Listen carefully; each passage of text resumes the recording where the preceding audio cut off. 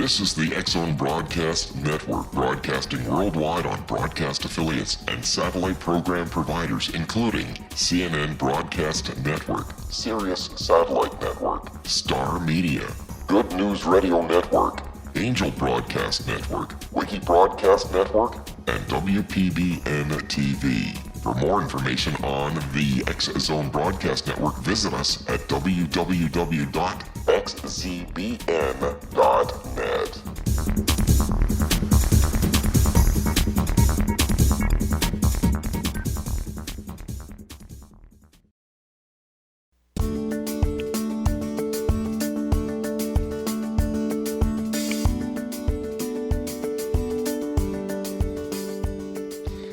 A vast universe exists within and beyond our reality. The frequencies that we can realize with our five senses are but a tiny part of all that is real. Welcome to the World Beyond Radio Show. I'm your host, Joe Weigant, coming at you from Evansville, Indiana. Our show is produced and carried by X-Zone Broadcast Network and Relmar McDonald Media Company, headquartered in Hamilton, Ontario. For more information and to listen to any of my archive shows or to find other amazing show hosts, please visit www.xzbn.net. Or you can contact me by email at Joe Weigant, that's Joe, Weigant, at xzbn.net. We've got a special guest with us here this hour. We have Frater Bob McDonald, who is also known as Frater Meinrad, who is the prior of the Gnostic Church of Dharma and Virtue in southern Indiana.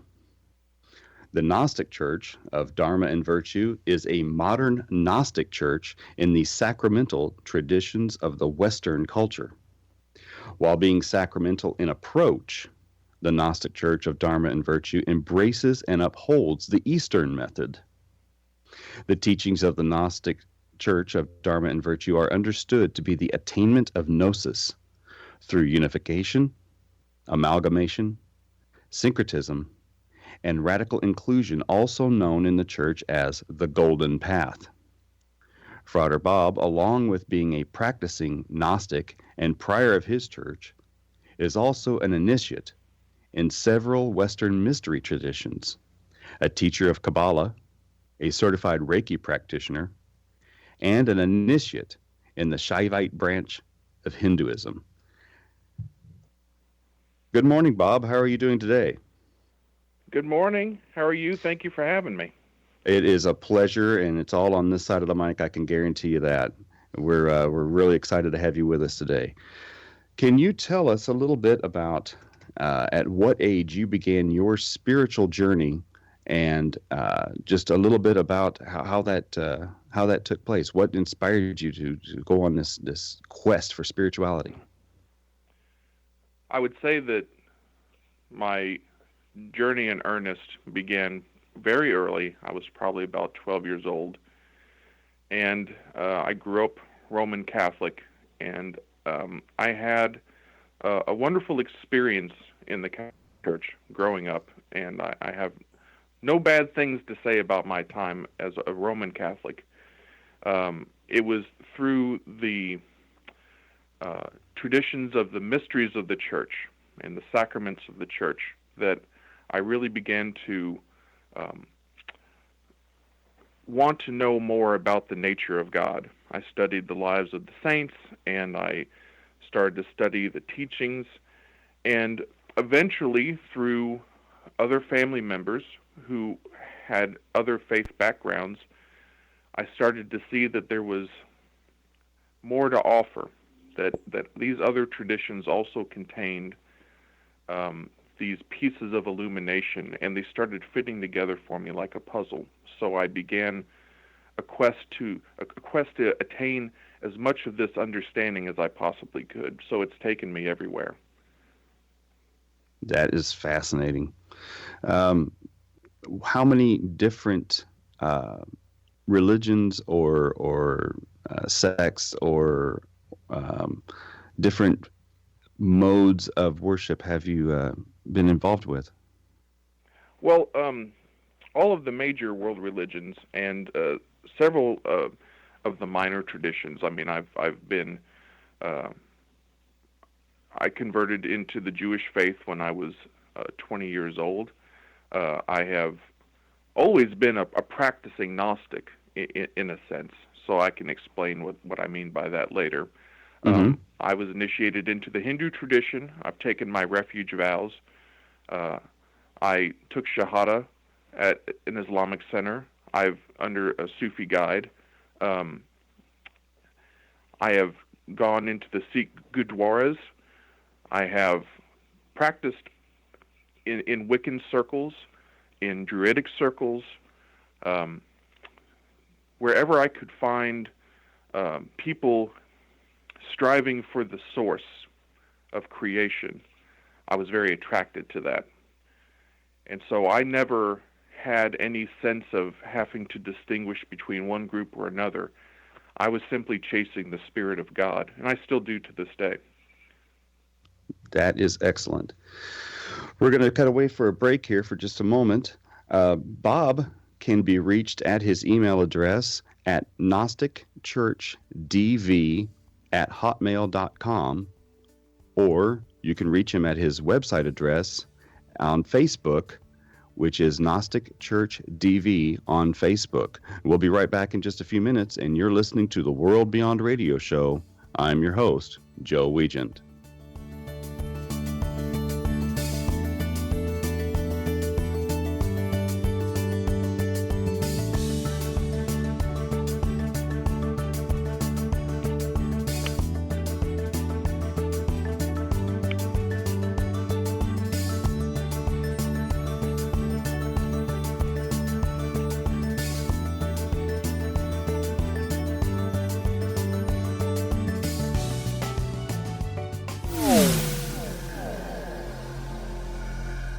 This is Kevin Randall. For nearly 30 years, I have been investigating the case of the Roswell UFO. I have interviewed hundreds of people and stood on the crash site. Now in Roswell in the 21st century, I have reviewed dozens of hours of audio and videotaped interviews, examined hundreds of files that relate to the crash, and have returned to Roswell in an attempt to put all that information into the proper perspective. For the first time in Roswell in the 21st century, I have made a dispassionate reevaluation of all that material and provide a new look at what happened. This is a book that clears away all the clutter that has hidden the truth for so long, strips away the various lies that surround the case, exposes the Air Force attempts at cover-up, and found a core of solid information that tells us all where the case stands today. Roswell in the 21st century will be available in just a few weeks. For more information, please visit my website at www.kevinrandall.blogspot.com.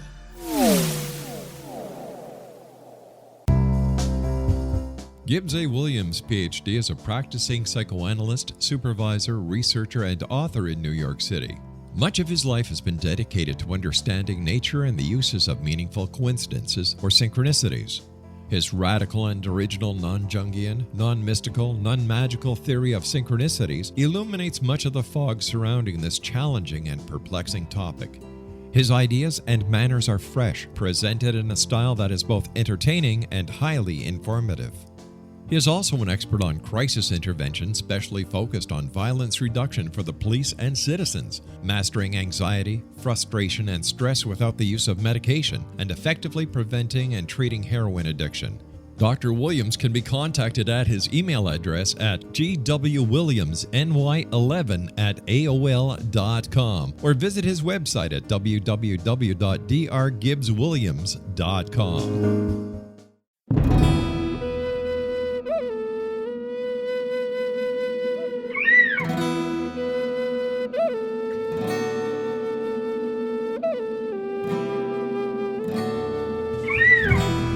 Shamanism is recognized as a method to access the quantum level. Mastery of shamanic skills puts spiritual information and healing power into your hands. Path Home Shamanic Art School, a bonded Colorado certified occupational school, has met rigorous state standards, ensuring its director and instructors have the qualifications to teach the shamanic arts. Path Home offers its certification program in blocks of study. Block 1, a 5-day intensive, will be held in the beautiful mountain town of Coaldale, Colorado, October 13th through 18th. Registration deadline is September 12th. Experience journey trance, power animals, helping spirits, sacred space, and life purpose. Come discover your power. Join me, Gwilda Wiyaka, in the magical world of shamanism. Call 303-775-3431 or visit findyourpathhome.com.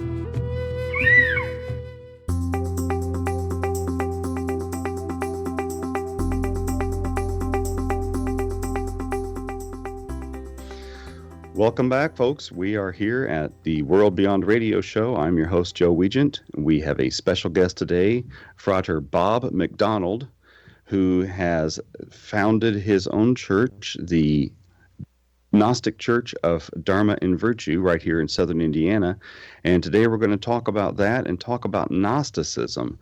So, Bob, what exactly is Gnosticism? Well, Gnosticism can be simply answered, and then it can be answered with a layered answer. So I'm going to do the simple answer first. The Gnosticism is the quest to achieve an intuitive understanding of the nature of divinity, to know God in the innermost part of your soul, to have an intimate connection in that way.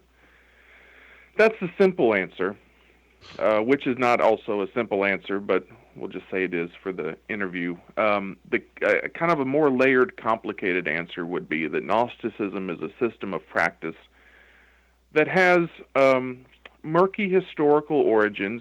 No one quite knows how far back it goes. It goes back a great deal, though. And it is represented by a mosaic of various practices and disciplines and traditions that have existed from what some theorize ancient Egypt into the Jewish mystical schools all the way up into, medieval Catholicism, branches of medieval Catholics that broke away and formed Gnostic traditions. We know that Gnosticism was present during the formation of Christianity, and Orthodox Christians and Gnostics butted heads on many issues. So it's just and the systems they represent various facets of philosophical ideas. So you have some Gnostic groups that believe that there are two creators, that there's like this concept called a demiurge, and then you have the Father God. Then you have Gnostics that are more focused on the divine feminine. Then you have Gnostics that tend to see it all as part of a great process. And all throughout history, the consistency has been the quest for the intuitive understanding of divine nature. To me, that's what makes a Gnostic, someone that makes the decision to want to know God on a level beyond the words and beyond the pages of Scripture and beyond ritual, but something deep inside. So that I would say that's my answer, which I can go on and on about that. And I would love for you to, but we really do have time constraints. So how does, if someone's going to a standard North American Christian church, whether it's Catholic or whether it's a Protestant example, how does one take on a more Gnostic thought, or how does one learn more about Gnosticism, and would that conflict with what they're being taught in their standard North American Christian church? Well, I would say that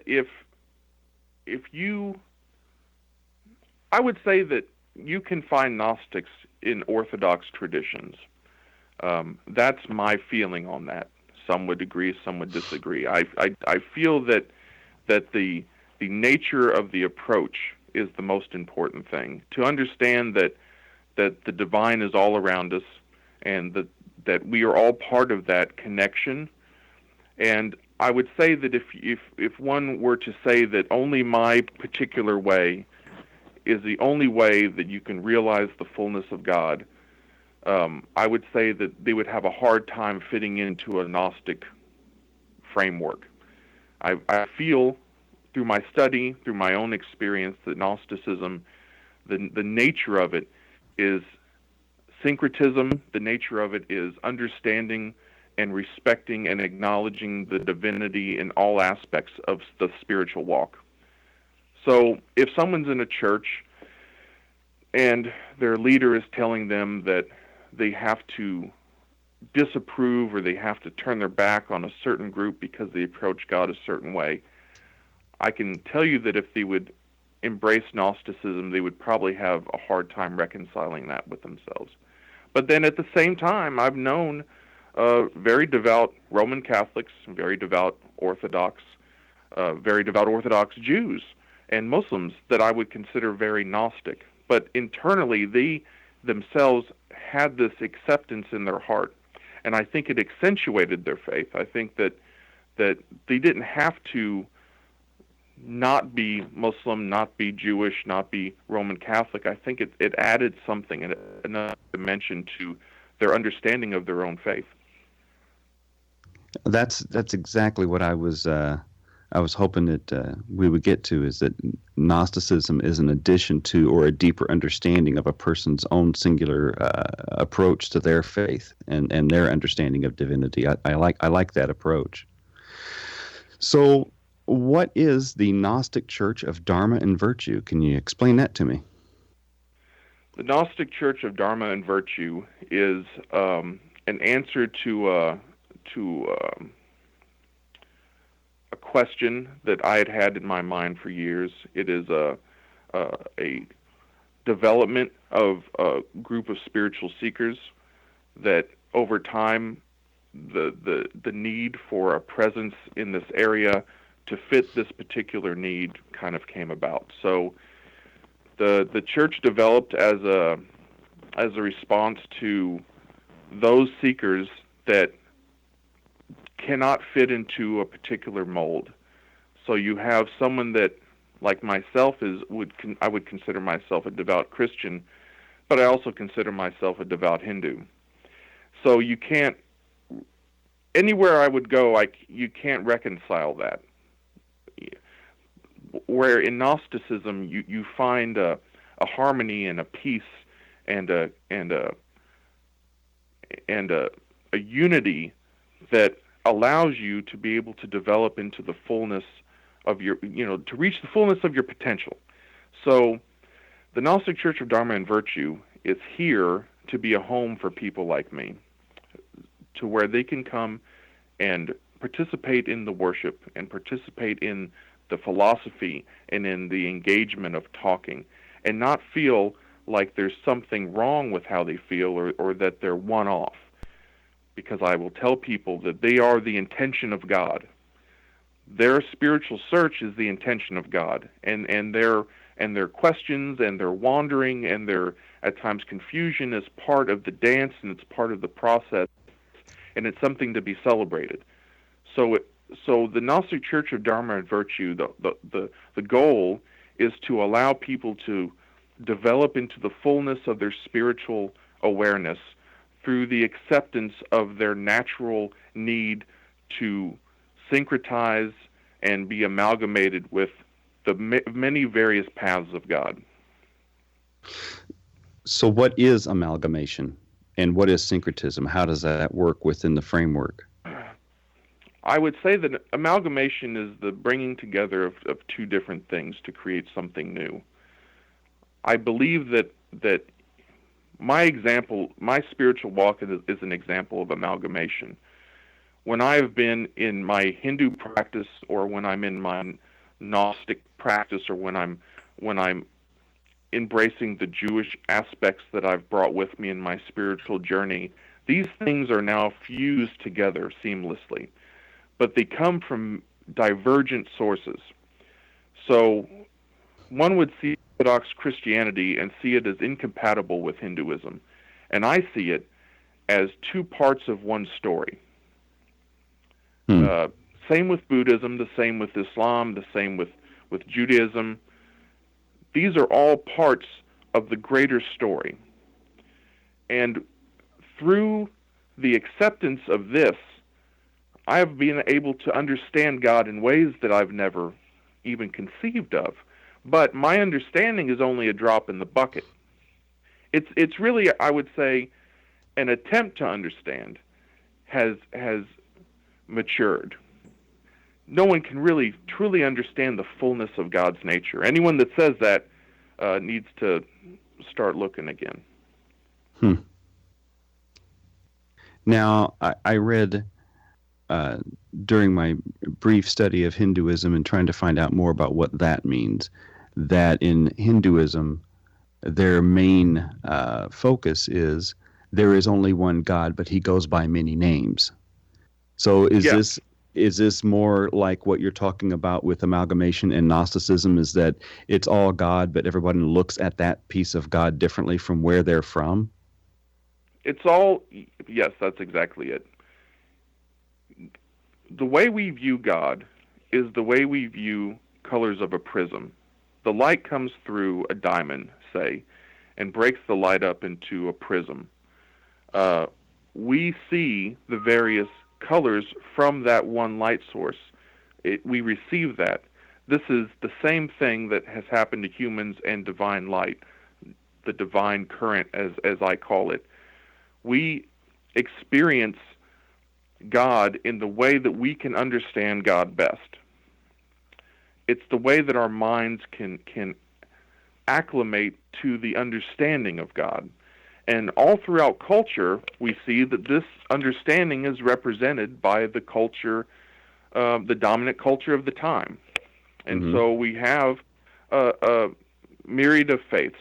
And within those faiths, we have thousands of unique traditions. So the approach to God is so varied. It's I would argue that it's in the millions of different paths and traditions and walks and schools of thought and faiths, and this is all part of the one song, notes in the song. Very cool. I've talked in some of my classes about how if you built a courtyard around whatever it is that God is, and that courtyard was made of stained glass windows, people standing next to each other can't look through the same little piece of stained glass. So if I'm looking through the red glass, I'm going to see God as red. And if you're looking through the yellow glass, you're going to see God as yellow, where a person across the courtyard would see God through the blue glass. So whatever the nature of the real true nature of God is, we're all looking at that through the nature of our own understandings. Yes, I agree with that. Very much so. I think that to understand that God, however you understand God, is present for you to accentuate your life, to assist you, to love you, to help you. When you understand that, and you understand that this same divine source, this divine current, is there for another person across the world in another religion, speaking another language, to offer the same thing, everything stops being threatening, and everything starts being wonderful. To see another religion being practiced stops being an intimidation of your own set of values and your core beliefs. You start to see that, yes, God's there too. God's here and God's there, and it becomes a thing of wonder, and that is the aim, in many ways, of my church, to take the fear away from people who experience this crisis of faith, where they might feel in their heart that they want to explore another faith, but at the same time, the faith they grew up with tells them, you should not do this because it's wrong.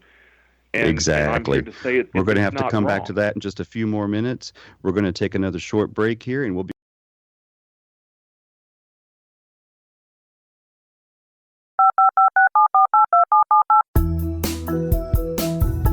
Did you know that when you're on the road with limited data or Wi-Fi, you can still listen to the X-Zone radio show with Rob McConnell, The Science of Magic with Gwilda Wiyaka, High Tech with Corey Kay, and every minute of the 24/7, 365 programming of the X-Zone Broadcast Network by calling 712-432-9459, courtesy of TalkStream Live. No smartphone, app, or internet needed. It saves your data plan, and it's free if you have unlimited minutes. Call 712-432-9459 to listen on any phone, anytime, anywhere. Remember, 712-432-9459 for the best of paranormal, new age, thought-provoking, sci-fi radio programming 24/7, 365.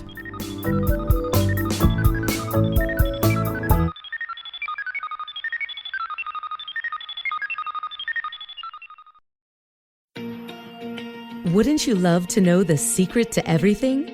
Well then, meet Dr. Kimberly McGeorge and her cutting-edge breakthrough knowledge that combines science with possibility. Dr. Kimberly brings real-life answers and healing to those open to alternative solutions. She teaches solution-based programs and classes that will change all areas of your life forever. Specializing in conscious creation, intuitive readings, and energy medicine, you can rapidly shift health, relationships, business, and money and abundance challenges quickly. Receive her best-selling book, Secret to Everything, at no cost by going to secrettoeverything.com/X-Zone. That's right, transformation can start now. Just go to secrettoeverything.com/X-Zone and receive Dr. Kimberly's book for free.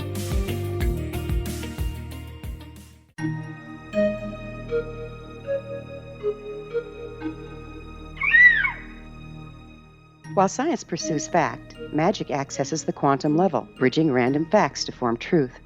As long as science and magic remain separate and polarized, the truth cannot be known. I'm Gwilda Wiyaka. Join me on the Science of Magic radio program, dedicated to unification and evolution of consciousness. During each episode, I'll be speaking with experienced and respected scientists and mystics. From astrologers to astronomers, from medical doctors to shaman, the scientific method to dowsing and intuition, we'll weave together information from seemingly divergent practices to promote unity and enlightenment. Join me, Gwilda Wiyaka, and the Science of Magic right here on the Mutual Broadcast Network. For more information, visit www.thescienceofmagic.net.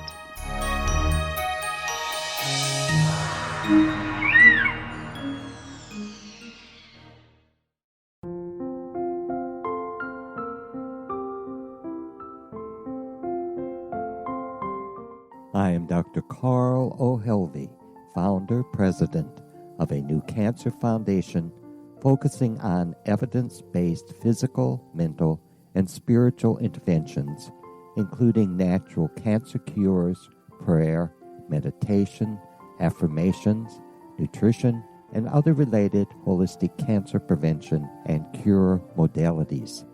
These are used in cancer education, research, and financing care. I ask for your help to continue this important work by donating at www.holisticcancerfoundation.com.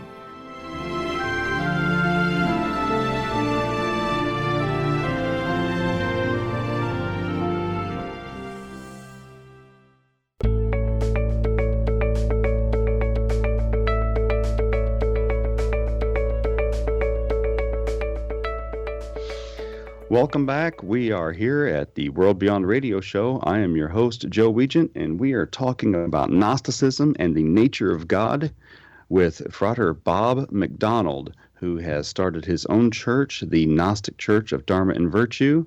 And we are talking about referring to God as the divine current. Can you explain a little bit more about that, Bob? The divine current is the essence of all life, of all reality. It is the thing that turns gravity, the thing that allows us to understand that we are.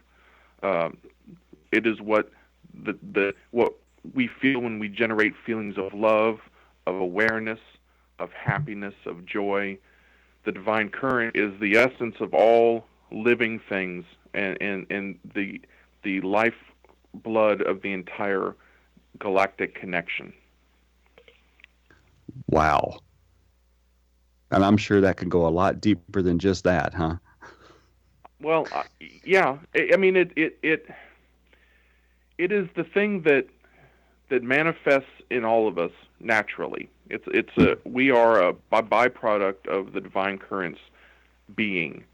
Our conscious awareness is a part of this great connection, this anything that you would understand to be revelation, epiphanies, all come from this source.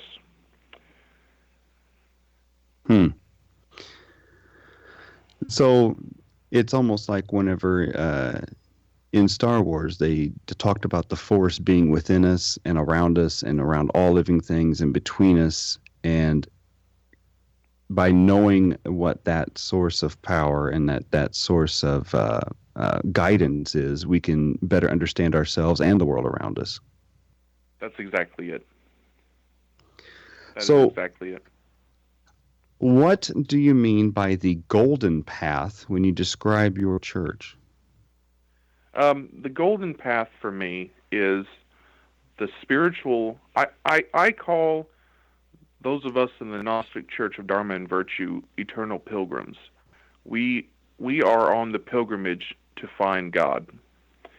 And we, as the eternal pilgrims, the pilgrims of God, walk the golden path, the path that will lead us to the divine source. And our practice and our approach and our travels and our interactions with other people in that spectrum, our philosophical discussions, are all aspects of walking this path. So when I say we walk the golden path, it's a way of saying we live our faith. And how does one go about doing that? Waking up in the morning is the best way to start.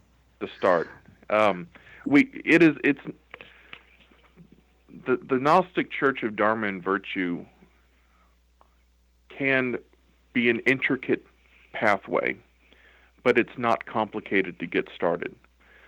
All you have to be a member of the church is a sincere desire to understand who you are and what your place is in this world and why.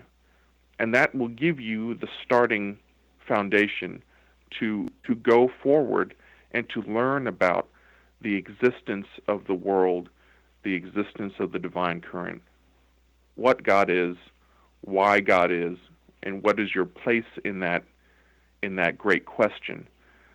You become the pilgrim at that point, making your pilgrimage toward God.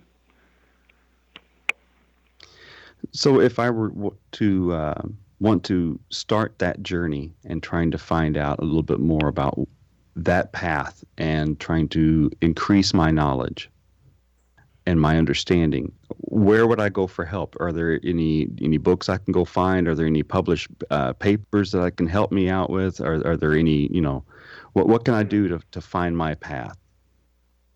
Well, I would say that I cannot say that there is only one book that can do that for you. There are thousands of books that can help you start to achieve that understanding. One is Living Buddha, Living Christ by Thich Nhat Hanh.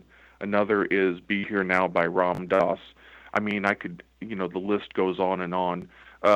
One book I recommend to people, even folks that are not Jewish, is Jew in the Lotus by Roger Kamenetz. These books are wonderful examples of what I talk about when I refer to living in the gnosis and walking the golden path. Anything written by Thomas Merton, Father Thomas Merton, anything written by Rabbi Zalman Schachter Shalomi.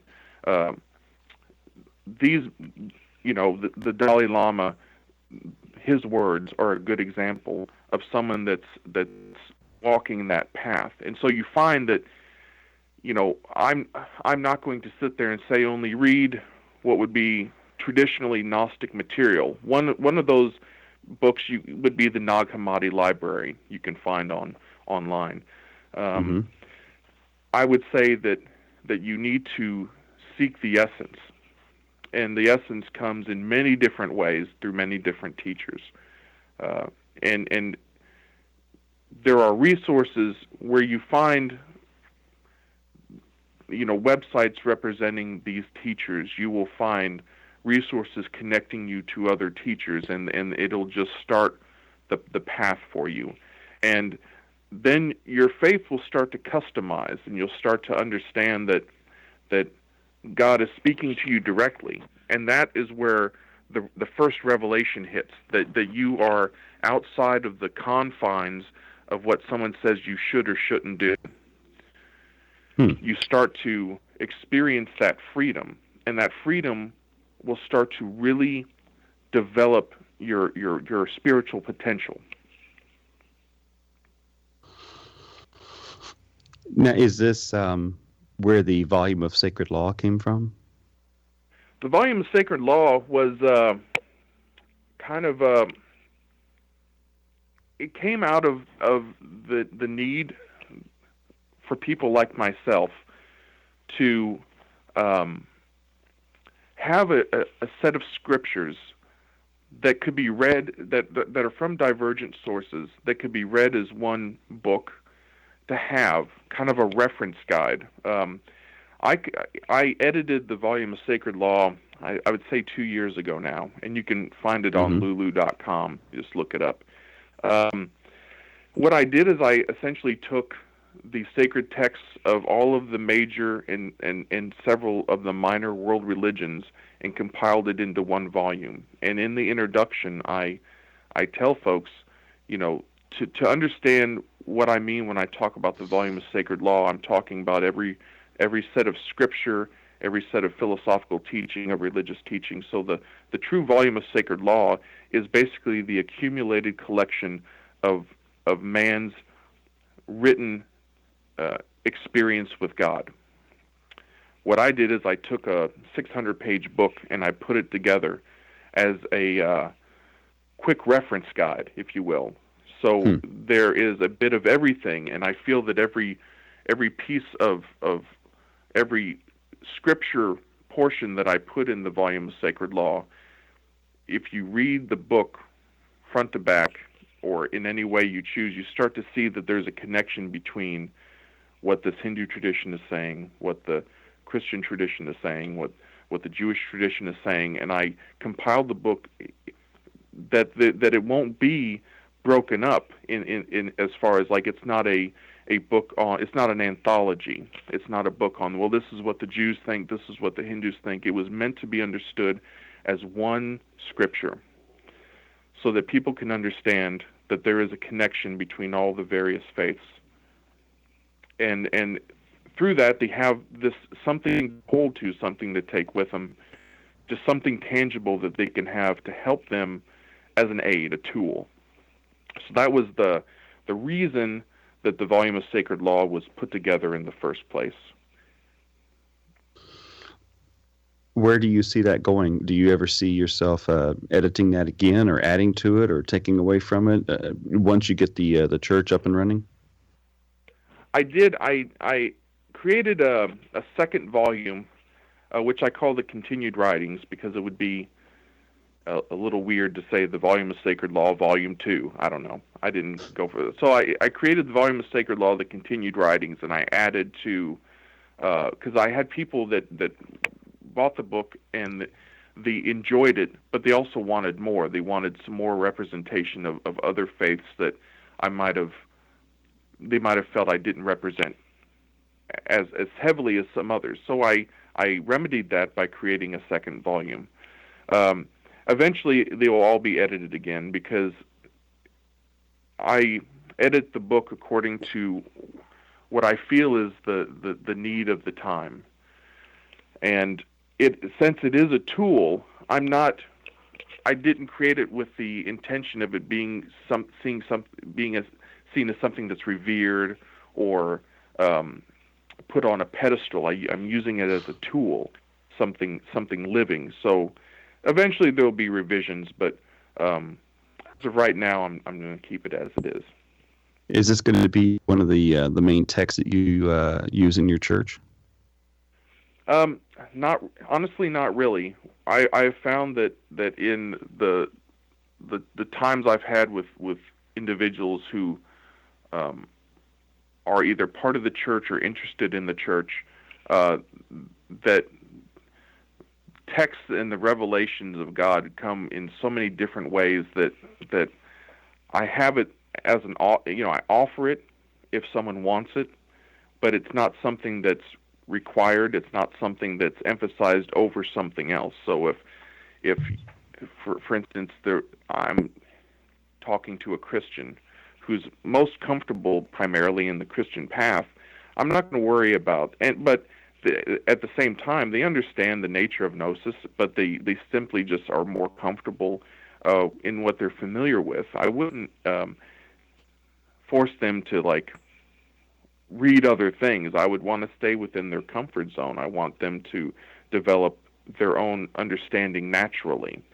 So I just allow what people come to me with to be what is used to better understand the nature of God. Because since it is all one thing, I don't feel that I don't have this competitive nature in myself to push one thing over another, or say, okay, in the volume, in our church we read the volume of Sacred Law because it's all the volume of Sacred Law. So I just take it all in. And because of that, it stops. It's another stopgap to prevent oppressive thinking, elitism and whatnot. Outstanding.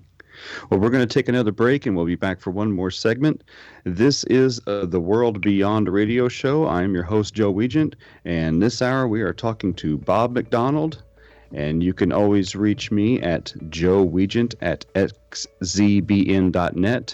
That's Joe, WEIGANT, at xzbn.net.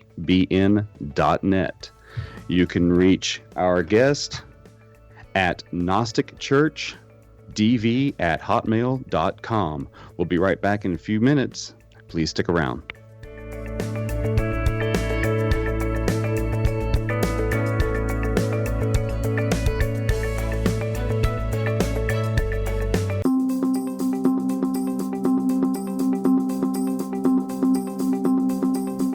As host of Dialogue with Divinity, I am thrilled to join the X-Zone Broadcast Network and their growing number of affiliates.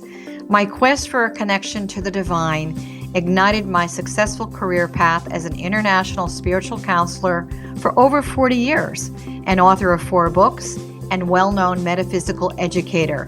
My clients call me their spiritual mama. So my job is to offer you a radio show to help you grow spiritually with wisdom and get specific tools from guests who are experts in their field. Tune in to Dialogue with Divinity and be part of the conversation with Spirit. My goal, your happy soul. For more information, please visit my website at johannacarroll.com.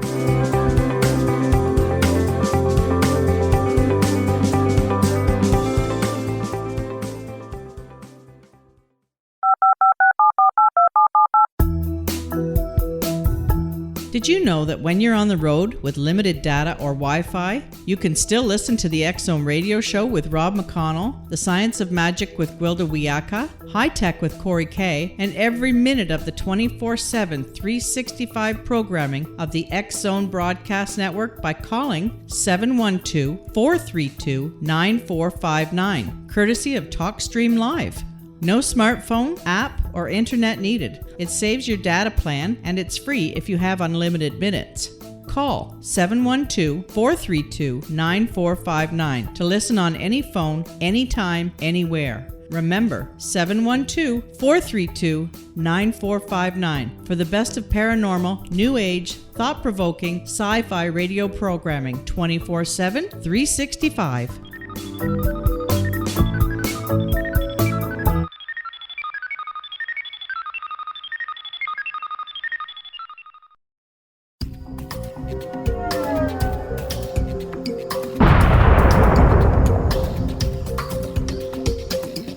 Coming soon to the X-Zone Broadcast Network is A Different Perspective with me, Kevin Randall, as your host. We'll be taking a close look at what is happening in the world of UFOs today with side trips into the paranormal. Guests will range from those who are household names to those who have a different perspective on a variety of topics. No topic will be taboo, but there will be tough questions asked as we all search for the truth about UFOs, the paranormal, and those things that excite us. Sometimes we'll agree with a guest and sometimes we won't, but we'll try to keep the program topical. For those of you who would like to read, be sure to visit www.kevinrandle.blogspot.com and remember to listen to the other fine programs on the X Zone Broadcast Network at www.xzbn.net.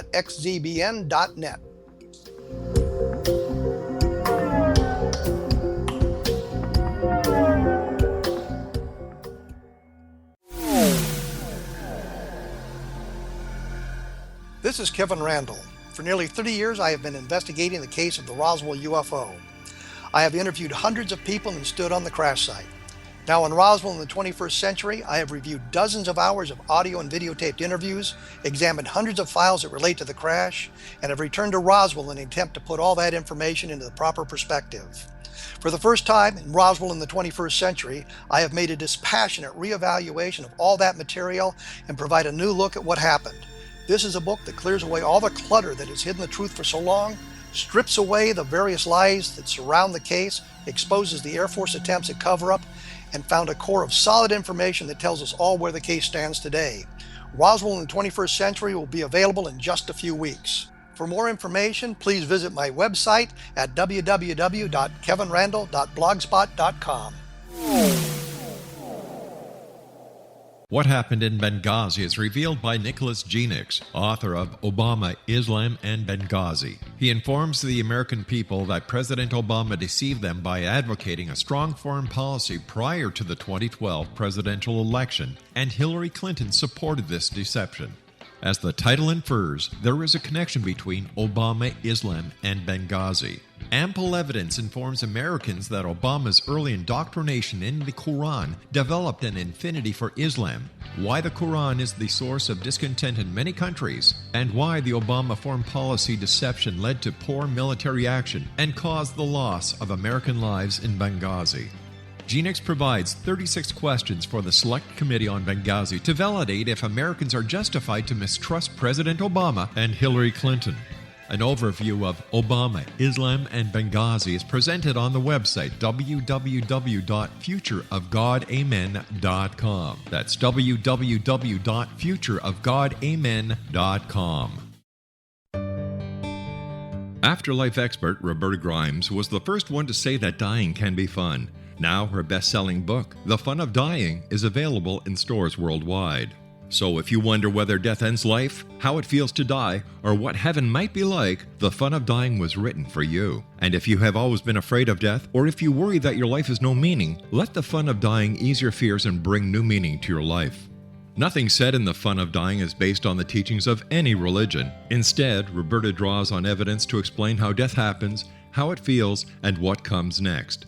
A lot of the best death-related evidence was produced in the first half of the 20th century. When it is put together with recent discoveries, it tells a consistent and amazing story. Roberta Grimes blogs and answers questions at robertagrimes.com. Her wonderful book, The Fun of Dying, is available on Amazon and at stores worldwide wherever books are sold.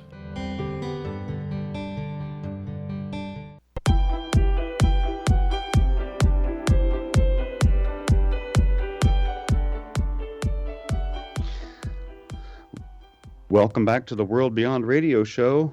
I'm your host, Joe Weigant, and we're discussing Gnosticism and the Gnostic Church of Dharma and Virtue, and we are talking with our special guest this hour, Bob McDonald. So, Bob, do you feel there is an upswing in the number of people who are practicing Gnosticism or accepting the philosophies of Gnosticism, or is this something that most people don't know about? I think you see a increase in the number of people that are embracing interfaith activity and interfaith behaviors, so to speak. You have Christians that are going to Buddhist centers to meditate. You have Jews that are engaging in Sufi practices. You have just a variety of examples of how the old strictures of the past are are slowly giving way to this new, what I consider Gnostic approach of understanding God. So I feel like while Gnosticism in the word, people that say I am a Gnostic, I feel that that's a pretty pretty moderate number. I think that the practice of Gnosticism is starting to gain a lot of momentum. More and more, you see this inclusionary behavior. So, I think that as Gnostics make themselves available to the people as a place that they can go to, the church they can go to as a haven or a center for exploration, as they make themselves available, I feel that the call will be answered by the people that are intuitively seeking the will of God. Years ago, there was a growing movement of people who were leaving the Christian church. People who had left their mothers and fathers and gone on to college were not coming back to the church. And lately, there has been a growing rise in people who are checking the spiritual but not religious box on forums and surveys and things. Do you think that those people fall into the Gnostic way of thinking, or are they just wandering about trying to find their own way? What do you explain for that? There are individuals that feel that they have a connection to the divine, but they don't have a need to dwell on it too much. They don't have a need to look into it too much, and that's okay. I have no problem with that. And a part of that group, I think, fits into that category of where they understand that there's a connection, but they just don't feel a need to look any deeper into it, and that's fine. It's about someone's comfort level. And then you have the people that are very concerned about their place in the creation question, and they are a little maybe they've had bad experiences from their past in certain religious traditions, and they don't want to be tied down to a name because the association of that has some negative memories. So you have that group, but that they are sincere seekers, and that they are in a way pilgrims exploring and questing down the golden path. So I would say that they have the tendencies, Gnostic tendencies, and they have the will and the desire to know more about it. Sometimes it leads them into other paths. It leads them into Hinduism or Judaism or other forms of even Christianity that they may not have explored before, and that's also part of the golden path. That's fine. And then some people that simply just want to accept everything, and that they don't want to be tied down to a name. Again, that's fine too. There's no rights and wrongs in the question of God. It's just understanding. So when one goes about practicing Gnosticism, as a daily practice, would a person say, okay, today I'm going to concentrate on some Sufi passage, and then tomorrow I plan on practicing, the 8 paths of Buddhism, and the next day after that I plan on practicing, some piece of the Roman Catholic tradition, or is it a blending of all the traditions, or does one, decide one day to the next how they're going to approach their practice with God? For instance, in the Gnostic Church of Dharma and Virtue, our corporate worship, that means the worship that we perform when we're in a group setting, has been agreed on to be part of the Western esoteric tradition. We tend to have a very Catholic-styled approach to our corporate or group worship. Whereas in private, we also have, well, not even in private, we do that and then we'll get together and we might celebrate a puja, a Hindu service.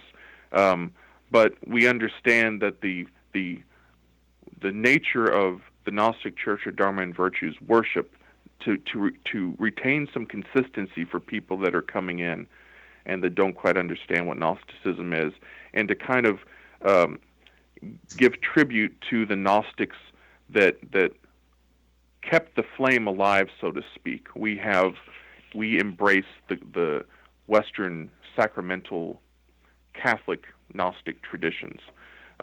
Privately, my own practice is at this point just a thorough blending of all of the bits and pieces that I've collected in my time.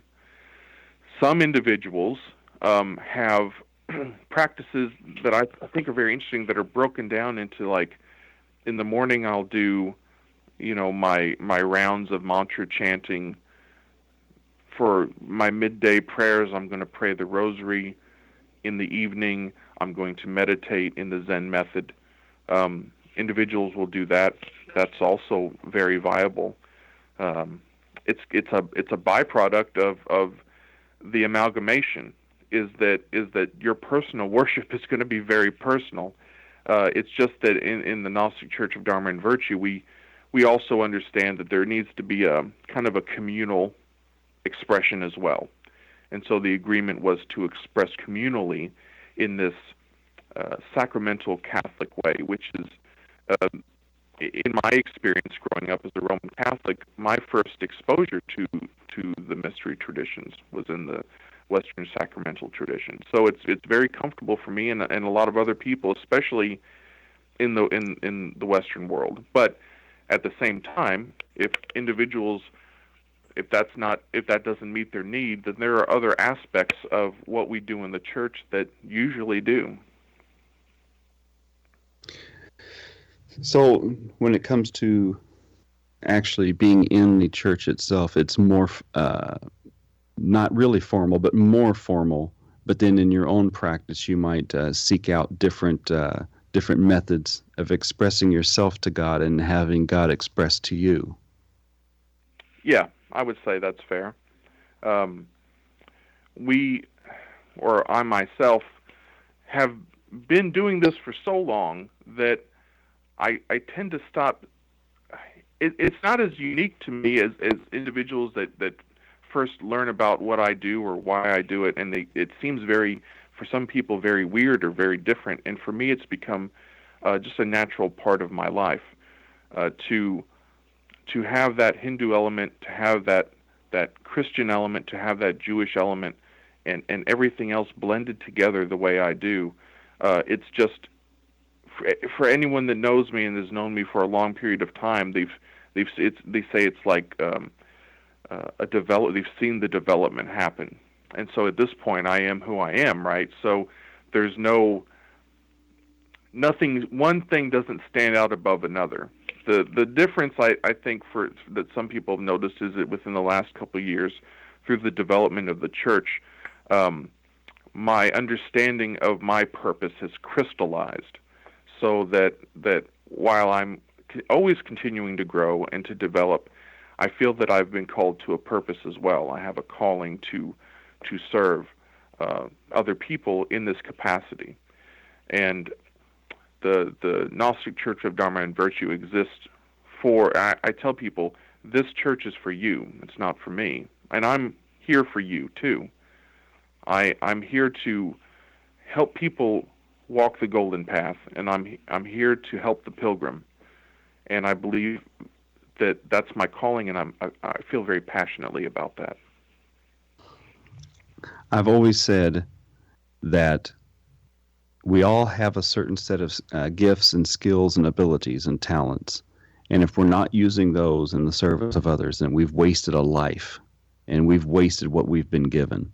And it's good to see that you are using your path and your history and your skills and abilities to be of service to other people.